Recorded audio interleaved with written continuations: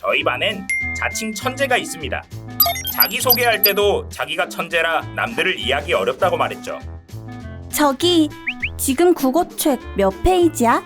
아, 난 그런 거 공부 안 해. 내 수준에 안 맞더라고. 넌 이해 못할걸? 혼자 중얼대며 처음 보는 수학 문제를 풀었죠. 문제는 다른 수업 시간에도 항상 그랬습니다. 쉬는 시간에도 혼자 중얼대며 공부하길래 진짜 천재인가 싶었습니다. 이거 답 2번 맞지? 너도 2번이야? 아싸! 그거 오답. 정답은 3번. 시험이 끝난 뒤 친구랑 답을 맞춰보는데 걔가 갑자기 다가왔습니다. 그래? 알겠어. 처음엔 신경 안 쓰려 했는데 쉬는 시간마다 뒤에 와서 끼어들었습니다. 아, 그거 그렇게 푸는 거 아닌데. 바보들인가? 답답하네. 생각이란 걸 좀 해야지. 혼자 계속 들으라는 듯 중얼댔습니다. 그 빈정대는 게 너무 싫어서 듣다 보니 화가 났습니다. 야, 너 자꾸 뒤에 와서 뭐라는 거야? 아, 미안. 나도 모르게 튀어나왔나 보네. 그러더니 혼자 두꺼운 책을 꺼내서 읽었습니다. 근데 그 책을 한 달 내내 같은 페이지만 읽더라고요. 대망의 성적 발표 날. 저랑 친구는 걔가 몇 등일까 궁금했습니다. 근데 그 친구가 뒤에서 2등이더라고요. 야, 그렇게 푸는 거 아니라며. 이거 3번이랬는데 2번이 맞네? 나랑 친구가 더 똑똑하쥬? 우린 앞에 가서 참았던 말을 했습니다. 공부는 시험이 중요한 게 아니거든? 바보라서 너보다 우리가 시험도 잘 봤나 보다. 그 책 맨날 같은 페이지만 보던데 그림책이야 그거? 저희 말에 반박도 못하고 빨개져 부들부들 떨기만 하더군요. 그 뒤로 다시는 저희 근처에는 얼씬도 못하더라고요. 제 진짜 이름은 스트로베리 왕국의 마법사 베리 타르트. 앞으로 베리라고 불러주세요, 오라버니. 뭐? 너 뭐하냐? 됐고 오다가 간식 사왔는데 먹어. 이 붉은 음식은 너무 덴저러스해요. 여동생을 죽일 생각인가요? 베리는 달콤한 마카롱이 먹고 싶다고요. 내놔. 먹기 싫으면 먹지 말든가. 아니에요. 이건 오라버니가 주시는 시련. 성의를 봐서 맛은 봐드릴게요. 처음엔 장난친다고 생각했는데 여동생이 중2병에 걸린 것 같더라고요. 전 중2병이라는 건 인터넷에서만 들어봤지 설마 제 동생이 중2병에 걸릴 줄은 꿈에도 몰랐습니다.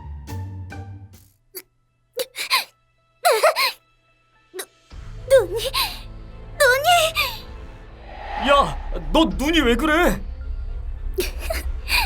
알고 싶어요? 그럼 비밀을 조금 알려드리죠. 어젯밤에 전 악마와 계약을 했어요. 뭐? 악마? 네, 사실 제가 말한 스트로베리 왕국은 잔인한 다크 드래곤의 공격을 받고 멸망했어요. 저는 생각했죠. 앞으로 제가 살아갈 곳을 지키기 위해선 강한 힘이 필요하다는 것을요. 그래서 악마와의 계약으로 오른쪽 눈에 흑마법진을 인수받았답니다. 짜잔! 스트로베리 왕국은 평화로운 컨셉이 아니었구나. 오라버니, 너무 걱정 마세요. 제가 배운 흑마법으로 이 집의 결계를 칠 수 있으니 여긴 안전해요. 아그마 디스망, 베리베리 룬, 다크블러드 실드! 그만해! 보는 내가 다 부끄럽다! 중2병 여동생은 흑마법 세계관에 빠진 건지 그 이후로도 마도서나 악마 사전을 사달라고 조르질 않나? 위험하게 자기 방에서 요상한 인형 가지고 촛불의식을 하고 있지 않나? 이 모습을 보면서 저는 여동생의 미래가 너무 걱정되었는데 다행히 고등학생이 되니까 자연스레 완치되었습니다. 다른 분들도 이런 중2병 시절이 있었는지 궁금해서 사연 보냅니다. 오빠! 사람들한테 말하지 마! 그 시절은 내 인생의 5점이었다고! 제 친구 중에는 점수 매기는 것을 아주 좋아하는 애가 있는데요.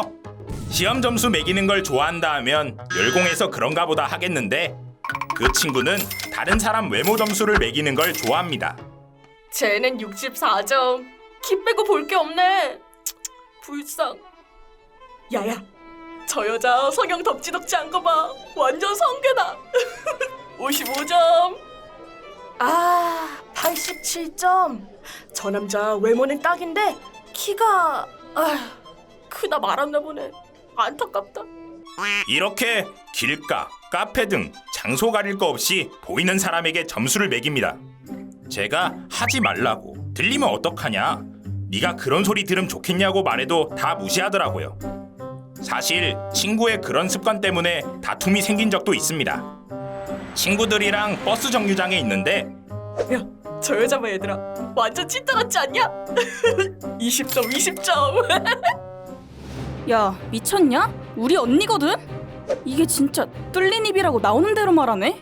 겨우 다툼을 말렸지만 그 친구는 여전히 외모 점수를 매기고 다녔습니다. 그 일이 좀 지나 친구들끼리 삼겹살을 먹으러 가게 되었는데요. 한창 수다 떨며 삼겹살을 맛있게 먹고 있는데 맞은편 테이블에서 말소리가 들렸습니다. 야, 쟤 왔고 개빠다. 네 여자친구 아님? 뭐지 쟤네? 우리 보면서 말하는데? 남자 무리가 우리 쪽을 막 힐끗힐끗 쳐다보며 이야기하길래 무슨 말인지 했습니다. 쟤는 저 무리에 왜 껴있는겨? 빨간 천들은 흑곰인 줄. 총 쏠 뻔했네. 제 친구 얼굴이 점점 울그락불그락 되더라고요.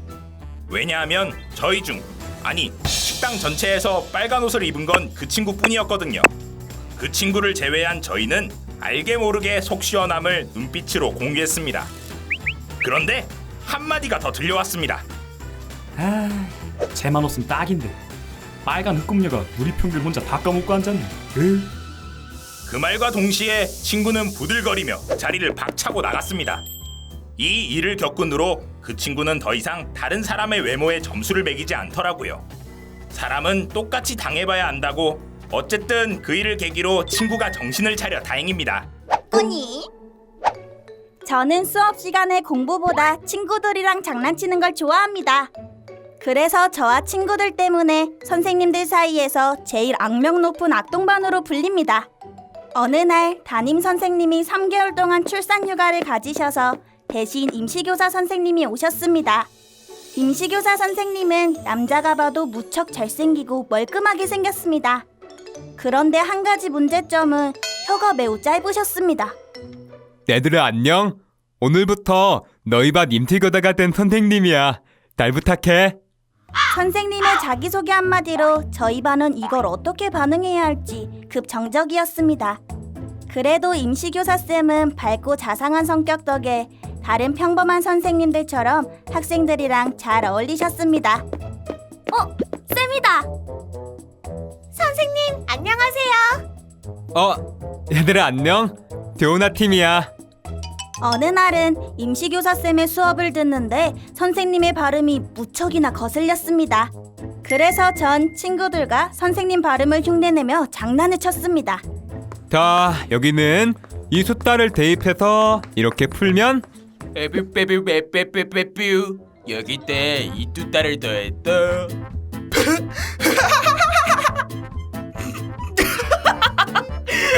똑같아. 겁나 웃겨. 에베베베베베. 야 너 재능 있는데? 제가 선생님의 말투를 과장해서 따라하니 반 아이들은 모두 폭소하며 웃었습니다. 애들이 재밌어하니까 저는 신나서 한술 더 뜨며 장난을 쳤습니다. 에부바부비 삐뽀바비빔. 이렇게 말하는데 학생들이 뭘 알아듣지? 수학 시험지 답안도 에베베비라 뜨면 맨땜이겠네. 그러자 언제나 밝게 웃던 임시교사쌤의 표정이 미묘하게 일그러졌습니다. 저는 그 모습을 보고 속으로 아차 싶었지만 왠지 모를 민망함에 모르는 척했습니다. 야, 선생님께 그게 무슨 말이냐? 맞아 너 너무 심했다. 그날 선생님께서 저를 혼내지 않으셨고 그냥 조용히 수업을 진행하고 넘어갔습니다. 그 이후부터 반 아이들은 눈치를 보는지 임시교사쌤 수업 시간에만 떠들거나 장난치지 않고 쥐죽은 듯 조용히 수업을 듣기만 했습니다.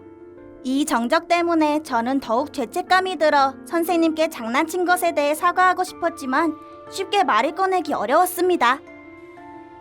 그렇게 시간이 지나 제가 사과를 전하지 못한 채 선생님은 떠나셨습니다. 요즘 학교를 가고 싶어도 갈 수 없으니 계속 무겁게 갖고 있던 작년의 일이 떠올라 신경 쓰입니다. 전 어떻게 하면 좋을까요? 구독과 좋아요 해줄 거지?